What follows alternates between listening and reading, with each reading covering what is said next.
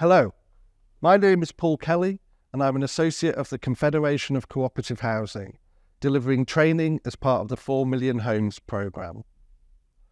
The 4 Million Homes programme, funded by the Department for Levelling Up Housing and Communities, has been designed to be a catalyst for change in social housing, providing free knowledge, guidance and training on resident rights and how to stand up for them.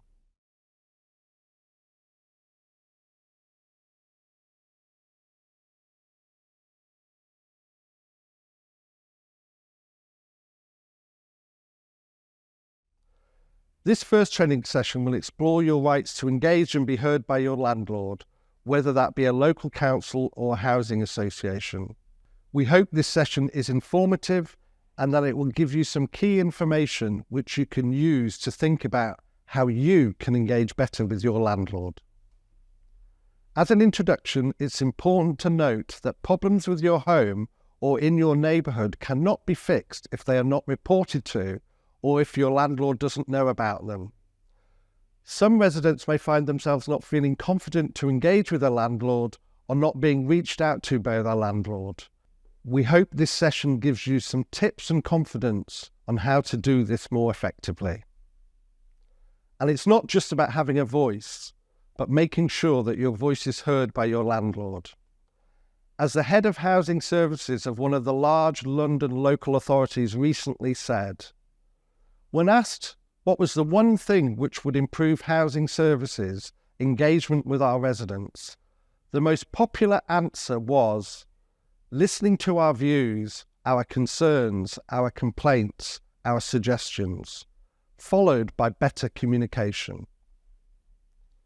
Here are some quotes from other residents when asked what they thought about getting their views across to their landlord. My name is Brian Griffin. I'm from Barnsley in South Yorkshire. I'm involved with the Ombudsman and the Regulators Residence Panel, as well as being a lead on scrutiny.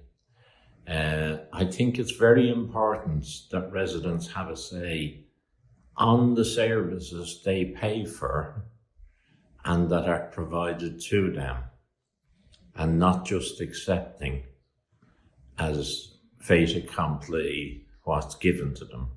There needs to be a two-way conversation, and there needs to be an understanding on both sides what's needed and what's not what's wanted, but what's needed.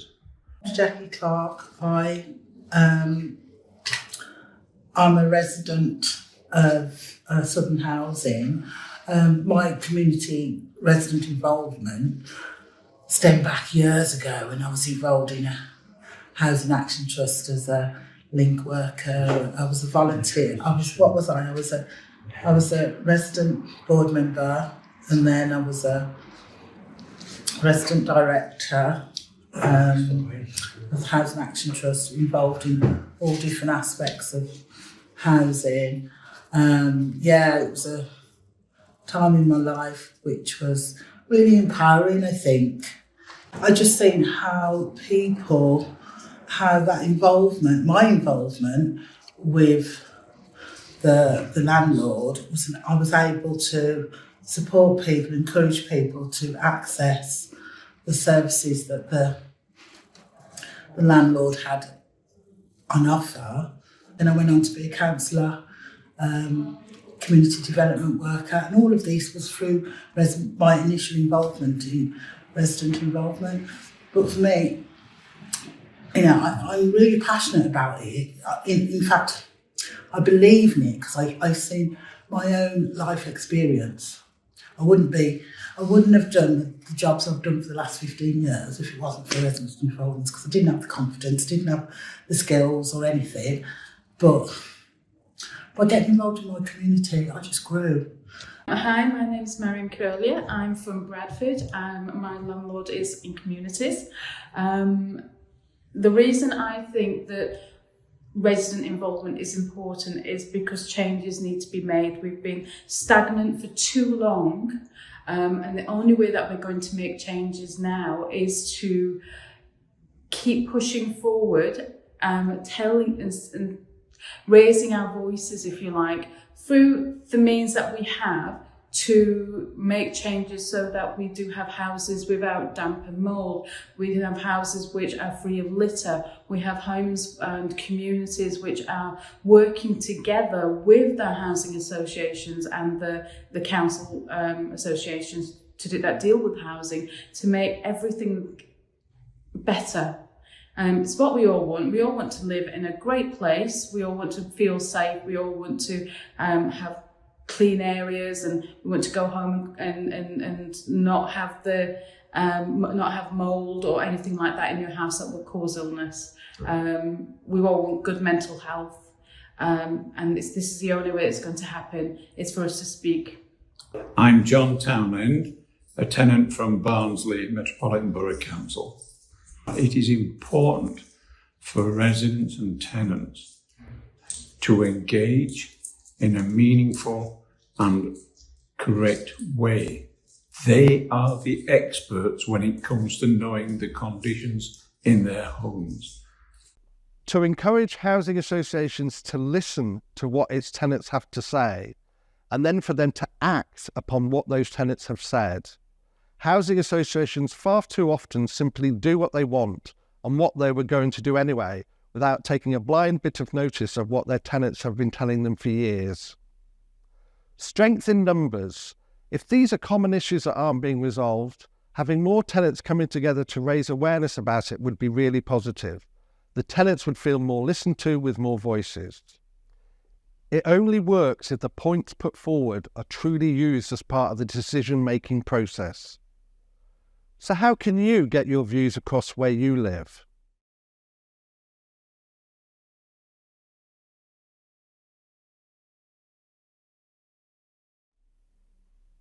The International Customer Service Survey, covering a wide range of service industries, ranks 11 things that matter to customers when there's a problem with a product or service.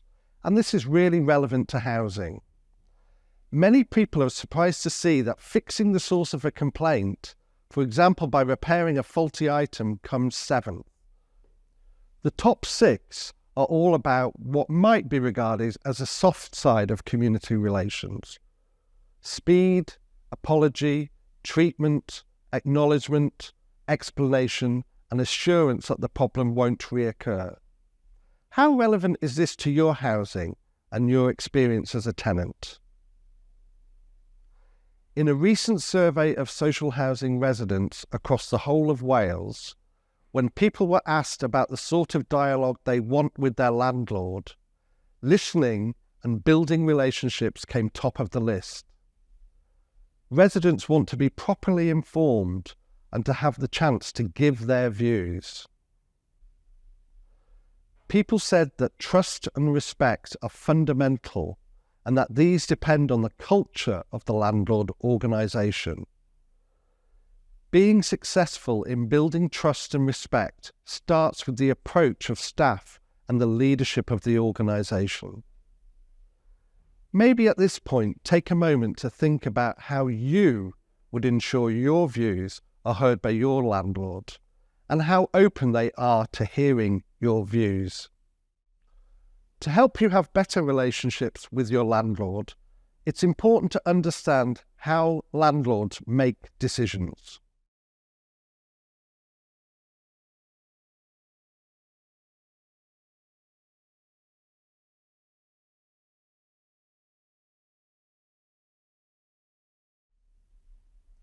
If you are a tenant of a local authority, it's helpful to understand how they work.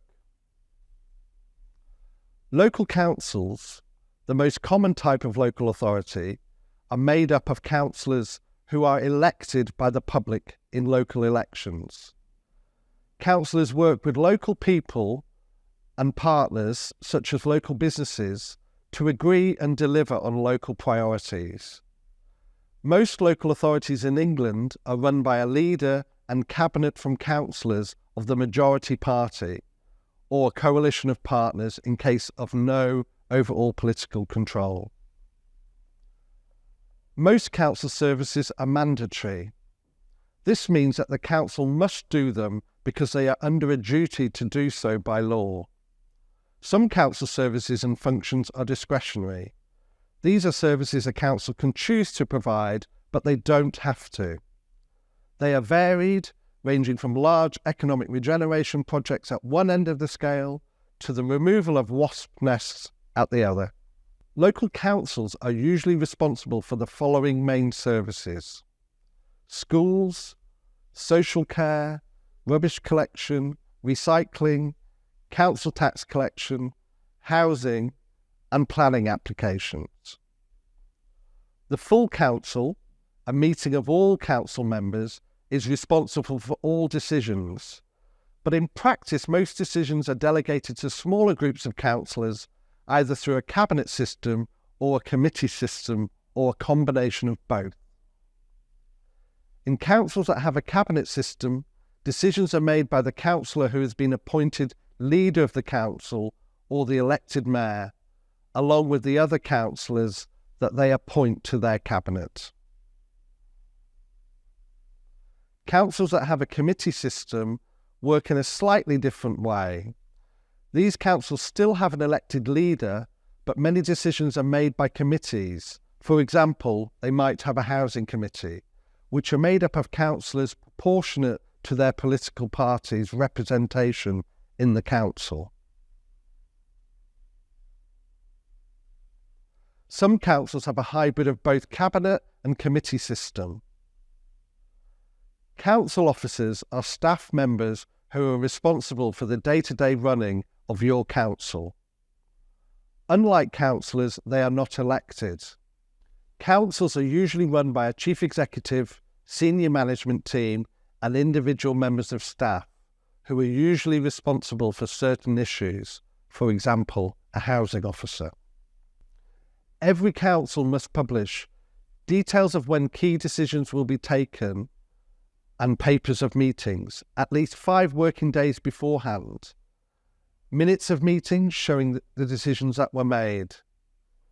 These are all available on the council's website. So who to approach? So now you know who makes decisions in your council, you need to decide who to approach about your issue. Councillors aren't paid for their role and often have other jobs as well as being a councillor, so you may find they're very busy. But it's also important to remember that they were elected by you, the local people, and so do have a duty as well as a desire to do their best for your community, which means you're already starting with a shared goal. If you can find the right person to talk to and strike up a good relationship, you're already on the right track, even if you still feel you know very little about councils. So who should you approach?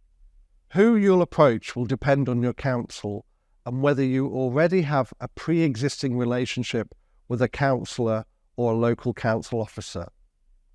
Even if they're not the right person to speak to, they should be able to point you in the right direction. If you don't know who to approach, you can use the council's website to find out who's best placed to help you. If you're struggling to find out who you should best speak to, you're best placed going straight to your council leader. This will help put your issue on their radar and they will be able to signpost you to the right person to speak to.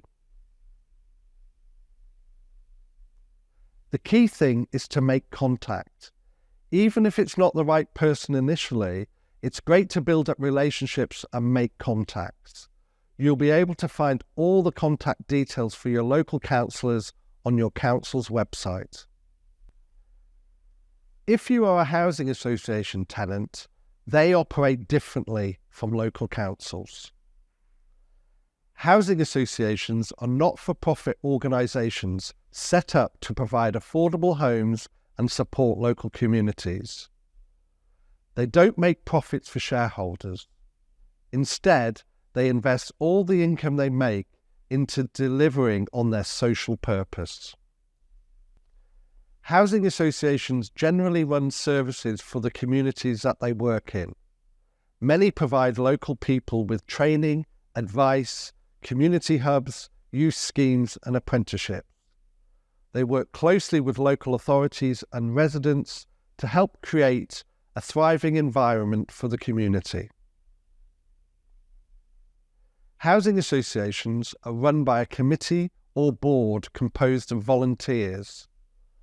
These volunteers sometimes include residents so that they have a say in how their homes are run. The board will work closely with local authorities in order to meet housing needs. The board is responsible for making the policy decisions for the association. They are not involved in discussing the day-to-day running of the association. Just like councils, housing associations employ staff members who are responsible for the day-to-day running of the organisation. Housing associations are usually run by a chief executive, senior management team, and individual members of staff who are usually responsible for certain issues. For example, they also have housing officers. Although independent, housing associations are regulated by the government. The regulator of social housing sets both consumer and economic regulatory standards for registered providers of social housing.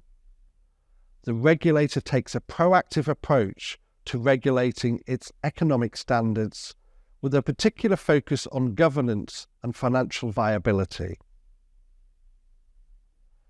Housing associations commonly receive public funding. They are now the country's major providers of new housing for rent, while many also run shared ownership schemes to help those who cannot afford to buy a home outright. So what's the difference between housing association and council housing?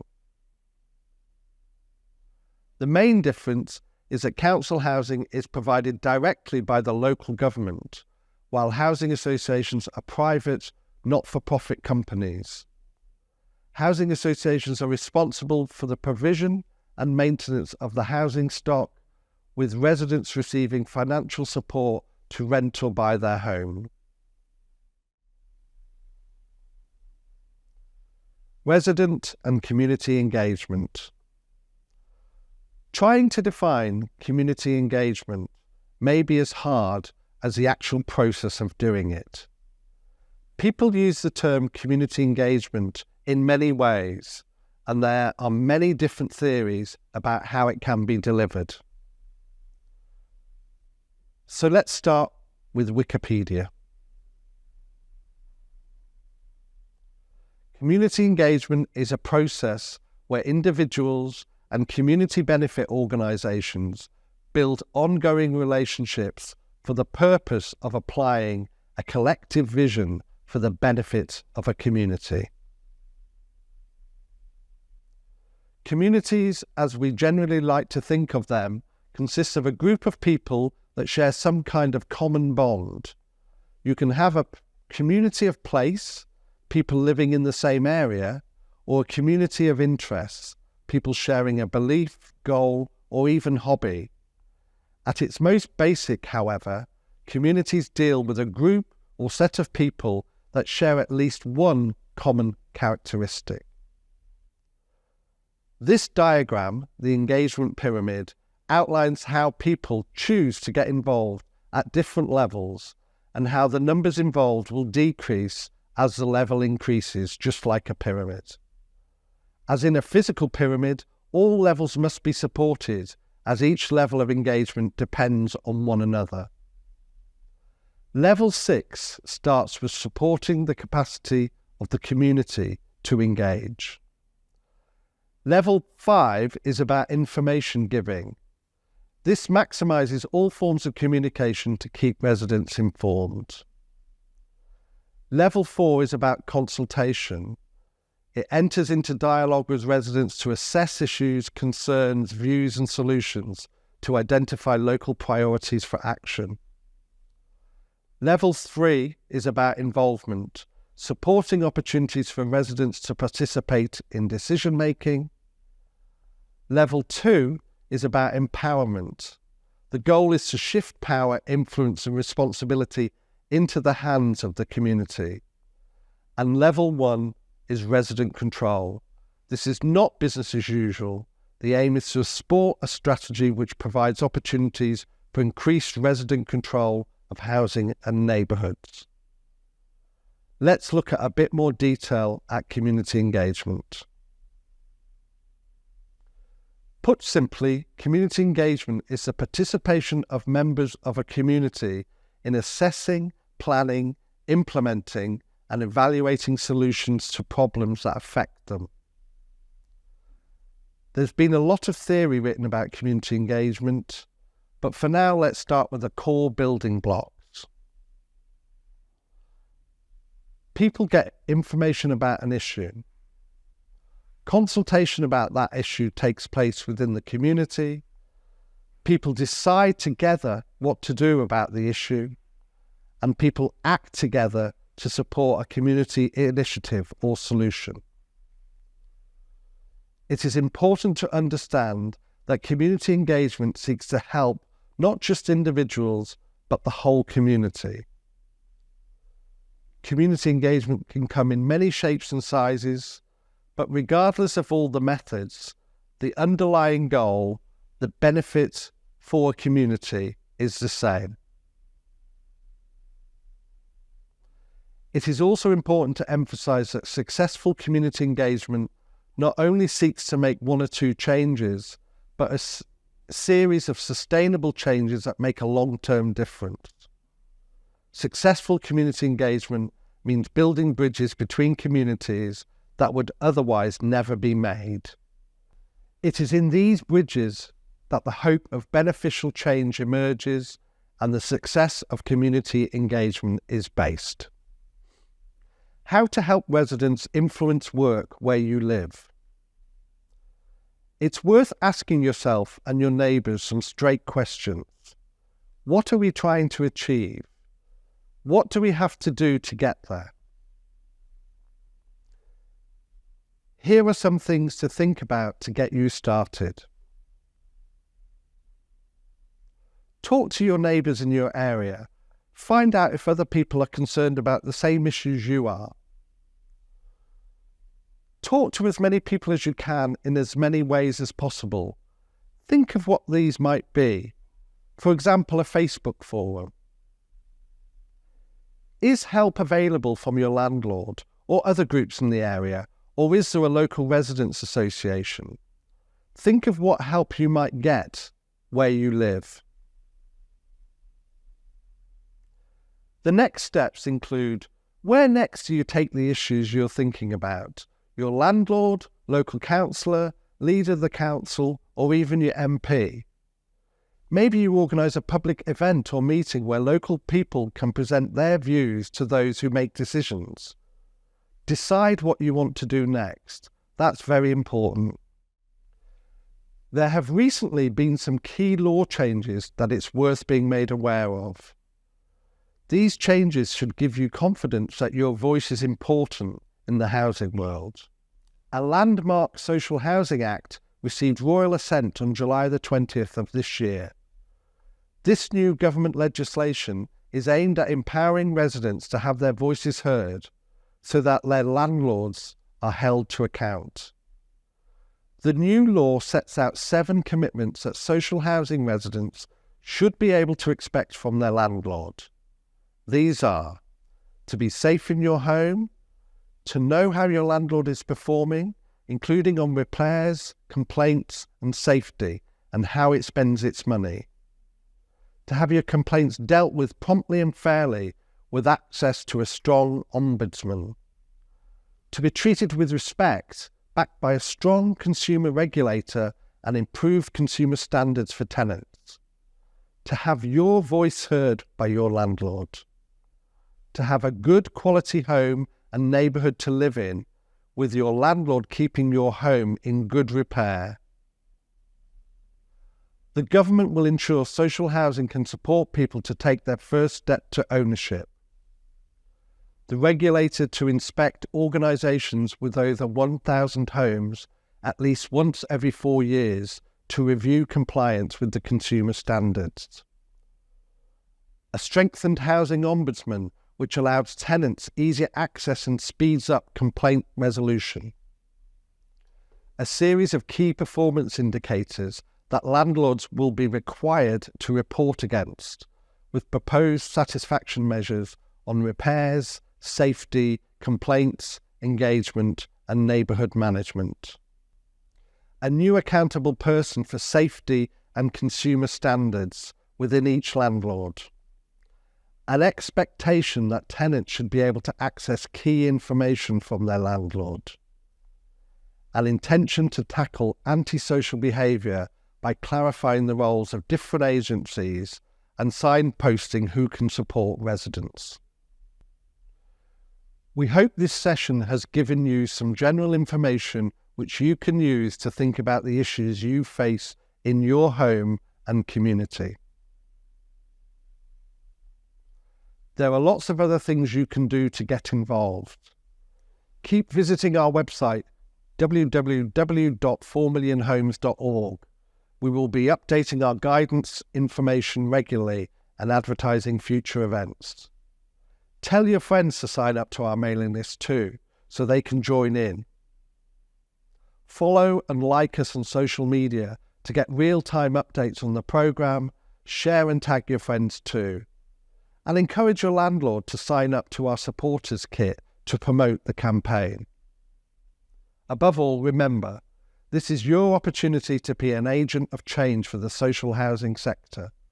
Make the decision to have your voice heard, and please join us on this journey.